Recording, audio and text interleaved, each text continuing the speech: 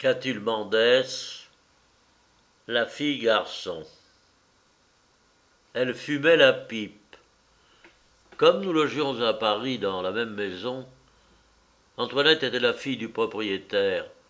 Nous étions très vite devenus de très intimes camarades, elle 16 ans, moi 14. Tous les soirs après le dîner, pendant que nos deux familles, chacune dans son appartement, s'attardaient autour du dessert, nous avions des rendez-vous dans la cour à demi obscure, où le gaz ne s'allumait pas encore, et là, debout l'un à côté de l'autre, le dos contre la muraille, nous fumions la pipe avec acharnement. Chétif et l'estomac débile, le tabac m'incommodait d'une façon sensible, me mettait dans la tête des roulis et des tangages. Mais j'essayais de faire bonne contenance, digne, plein du sentiment d'une fonction presque auguste, résolu, quoi qu'il arrivât, à remplir mon devoir jusqu'au bout, comme un prêtre malade continuerait à dire la messe et ne déserterait pas l'autel. Quant à Antoinette, qui me regardait de temps à autre du coin de l'œil, non sans la pitié dédaigneuse d'un grognard pour un conscrit, elle ne semblait éprouver aucune gêne. La tête un peu renversée, sans jamais retirer sa pipe de sa bouche, elle lançait, à d'égaux intervalles, dans un flic-flac claquant des lèvres, de puissants jets de fumée, ou bien, avec une fanfaronnade hautaine qui me comblait d'admiration, elle faisait jaillir la fumée de ses narines, qui ressemblaient alors aux naseaux d'un jeune étalon. Car Antoinette était une créature robuste. Ses 16 ans, dans leur épanouissement précoce, avaient des solidités et des carrures de 25e année. Grande et ne paraissant d'être d'autant plus que j'étais moi plus petit, un peu rude, avec des plénitudes de chair qui gonflaient et tendaient les étoffes, l'air d'une statue mal dégrossie à qui on aurait mis une robe étroite, elle se piétait fortement. Ses cheveux noirs, coupés courts, laissaient voir une nuque bilustrée, ses yeux qui regardaient les gens en face et où la franchise était presque de l'impudence, sa grosse et large bouche rouge un peu duvetée d'ombre aux commissures des lèvres, et son petit col droit et son corsage d'Amazone au gilet de toile écru lui donnaient un air garçonnier qui attend et provoque les aventures.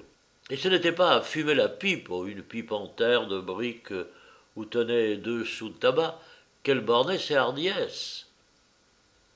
Mal gardée par son père, architecte inspecteur d'un théâtre de féerie, qui passait ses soirées dans le premier dessous à considérer par la fente des trappes le maillot des cabotines, pas surveillée du tout par sa mère, obèse, gardant le fauteuil et joueuse de whist, engagée au point qu'elle faisait un mort tous les matins, après le déjeuner avec sa cuisinière et son valet de chambre, Antoinette avait couché à sa guise la mauvaise plante qu'elle était. Jouant avec les gamins de la rue qu'elle rossait dans le ruisseau, jacassant dans les écuries avec les cochers et les palefreniers, retenant des mots et des chansons, écoutant tout ce qui se dit le soir dans le couloir des bonnes, et dès qu'elle sut lire, dévorant tous les romans de la bibliothèque jamais fermée. Effrayés enfin, ses parents la mirent dans un pensionnat. Elle y bouleversa tout. Elle bousculait les maîtresses, battait et embrassait les élèves, racontait des histoires qui eussent étonné des corps de garde, inventait des jeux où une armée de reîtres mettait à sac des couvents d'Ursuline. Tous les reîtres, c'était elle. Lisait la nuit dans le dortoir à haute voix des livres qu'une femme de chambre complaisante achetait pour elle chez un libraire de la rue de Sèze. On la rendit à sa famille, et ce fut alors que je devins son camarade, épouvanté et ravi. Elle était extraordinaire. Ce qu'on ignore, elle le savait. Ce qu'on chuchote, elle le criait. Tous les cynismes de parole. Un matin, elle m'appela du haut de l'escalier. « Conçois-tu cela? Ma mère vient de renvoyer cette pauvre Mariette parce que le cocher lui a fait un enfant. » Les soirs où ses parents recevaient, elle avait des allures surprenantes. Je l'ai vue, renversée dans un fauteuil, mettre un pied sur le bord de la cheminée, entre la pendule et le candélabre en disant « Ah, j'ai chaud ». Quand il pleuvait, elle s'accoudait à la fenêtre et m'y faisait venir auprès d'elle pour regarder le retroussement des robes par-dessus les flaques d'eau. Elle avait une manie. Les petits poèmes libertins de la bibliothèque de son père étaient, affirmait-elle, des ouvrages expurgés. Et tous les mots honnêtes qui s'y trouvaient çà et là, elle les remplaçait dans nos lectures par les vrais mots infâmes.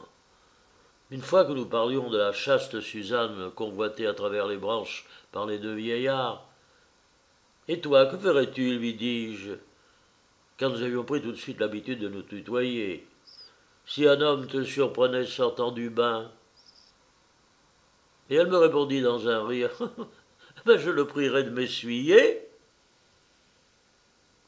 Un dimanche soir, mes parents étaient au théâtre, les domestiques étaient sortis, et je m'occupais à mettre en vers latin les amours d'Héro et de Léandre. La sonnette de l'antichambre tinta violemment. Je courus et j'ouvris la porte. « Monsieur, dis-je, que demandez-vous ?»« Es-tu bête ?» répondit le visiteur. Car ce jeune homme, qui était devant moi, le chapeau à haute forme, un peu penché sur l'oreille, et le monocle à l'œil, avec un paquet sous le bras, c'était Antoinette. Elle reprit vivement. « Dépêche-toi, j'ai une course à faire, je t'emmène. » Et pendant que je la regardais, elle prit ma casquette de lycéen à la patère de l'antichambre, me la fourra sur la tête et m'entraîna par les escaliers. Dans la rue, où elle marchait si vite que je pouvais à peine la suivre, je revins peu à peu de mon émotion. J'interrogeai Antoinette, lui demandant pourquoi elle s'était déguisée de la sorte et où nous allions. « Ça ne te regarde pas, dit-elle d'un ton d'orgueil. Ce sont des choses au-dessus de ton âge. Seulement où je vais, je ne puis pas y aller seul, parce qu'il y a du danger. Allez, tu m'accompagnes pour me défendre. » Cela me flatta. L'envie que j'avais eue de rebrousser chemin, je ne l'eus plus du tout. Moi, défenseur, je me haussais, je marchais sur la pointe des pieds, j'étais presque aussi grand qu'elle. Nous allions toujours plus vite le long des boutiques encore éclairées. Bien qu'elle se fût refusée à me donner aucune explication, Antoinette continuait à parler. « Voilà, mais il est bien utile que tu comprennes. On joue une revue au délassement comique. J'y suis allé avec papa dans une loge sur le théâtre. C'est bête, cette pièce, mais les ballets sont jolis. Et comme j'avais quitté mon chapeau et que j'appuyais le manteau en rebord de velours, j'avais la tête d'un homme avec mes cheveux courts et mon col droit. Alors une des danseuses s'est mise à rire en me regardant. Moi aussi j'ai ri. Alors le lendemain, il y eut un tas d'histoires à cause d'une lettre. Les ouvrages sont très complaisantes. Enfin, c'est drôle. Elle demeure place du Caire, la danseuse. Ce n'est pas loin, nous serons arrivés avant 10 minutes. Elle parlait ainsi, clairement, à la fois et obscurément, d'un air de fanfaronnade qui se pique de mystère. Elle voulait tout dire par vanité et feignait de cacher par discrétion beaucoup de choses. Une témérité qui fait semblant de ne pas oser. Mais elle eût été désolée si elle avait cru que je ne comprenais pas. Et je ne comprenais pas, en effet. Seulement, j'avais peur. De quoi? Je n'aurais pas pu le dire. Une chose me rassurait un peu. C'était que les passants ne me prenaient pas garde à Antoinette. Elle avait l'air d'un homme, vraiment. Quand nous eûmes traversé le boulevard Pressonnière, nous entrâmes dans une rue moins éclairée, puis dans une ruelle presque sombre. Oh, elle était étrange et terrible, cette ruelle. Les maisons se penchaient l'une vers l'autre, comme branlantes, noires, avec des fenêtres où les lampes luisaient derrière des rideaux de mousseline brodée. Des femmes, debout sur le pas des portes, avançaient la tête, trop grasse, lourde, molle, l'air d'un gros tas de chiffon qui va s'ébouler sur le trottoir. Elles nous appelaient à voix basse, avec des sons sifflants plutôt qu'avec des mots, comme on appelle les chiens. Au milieu de la rue, une autre femme, qui avait un grand chapeau à plumes et une robe rouge très longue, relevait sa jupe pour attacher sa jarretière. La blancheur ronde du bas était troublante sur le fond d'ombre et de boue. Je frissonnais de peur.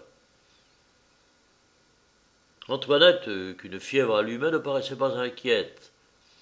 Elle répondait à ses femmes des paroles qui les faisaient rire.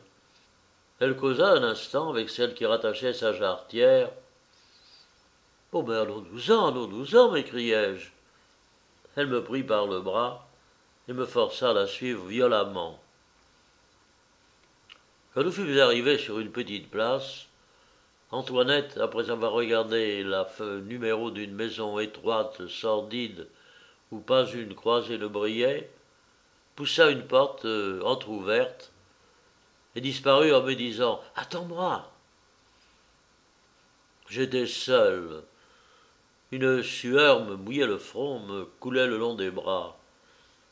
Il me semblait que de chaque logis de ce quartier inconnu, quelque chose d'horrible et d'infâme allait sortir, sauter sur moi, m'envelopper, m'emporter. Peut-être aurais-je fui lâchement, oubliant Antoinette. Mais de quel côté serais-je allé? Dans mon trouble, je n'aurais pas retrouvé mon chemin.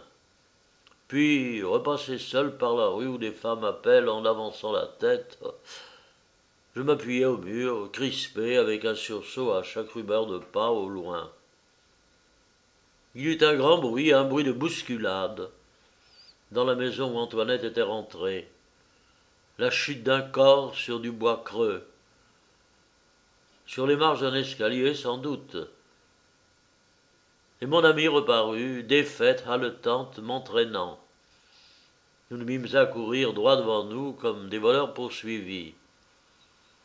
Elle disait avec des essoufflements « Un homme ivre, dans le corridor, je me suis trompé de maison. » Nous courions toujours. Quand nous fûmes de retour, Antoinette s'enferma chez elle, sans s'être expliquée davantage. Le lendemain et les jours qui suivirent, je l'interrogeai, vainement. « Tais-toi, parlons d'autre chose, répondait-elle toute pâle.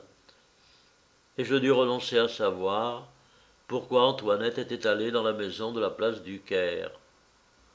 Plus tard, je crus le deviner. Homme ayant appris beaucoup de choses, les souvenirs de notre promenade à travers de vils quartiers, les paroles qu'Antoinette avait dites pendant le chemin, la revue au délassement comique, le ballet, les ouvreuses, la lettre, me permettaient d'entrevoir une aventure absurde et abjecte. Je songeais à la pauvre enfant affolée, avec une pitié douloureuse, où il se mettait un peu de mépris, sans doute. D'ailleurs, ayant voyagé, je ne l'avais pas revue depuis 3 ans. Un jour, par un de ses parents rencontrés dans la rue, j'appris qu'elle était malade. Très malade, une fièvre typhoïde. Toute la camaraderie ancienne me revint au cœur, doucement. Je me jetai dans une voiture.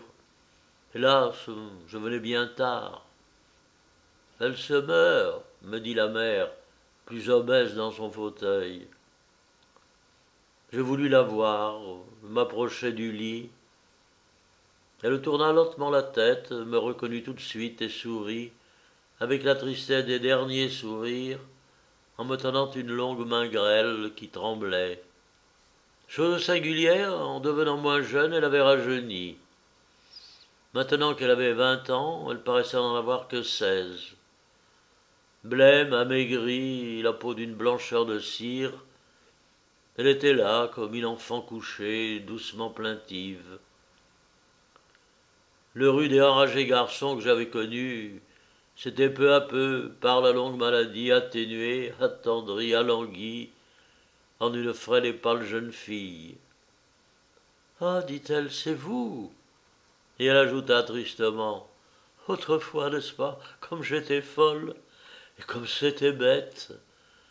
Mais vous savez, c'était pas vrai tout cela. » Et elle dit encore, une rougeur aux joues, d'une voix si mourante que j'ai cru qu'elle parlait pour la dernière fois. « Vous vous souvenez de notre course à travers Paris et de ce que je voulais vous faire croire? Oh, je mentais joliment, allez. J'étais sorti pour aller porter des vêtements et de l'argent à cette pauvre Mariette que ma mère avait renvoyée. et qui mourrait de faim dans un hôtel garni,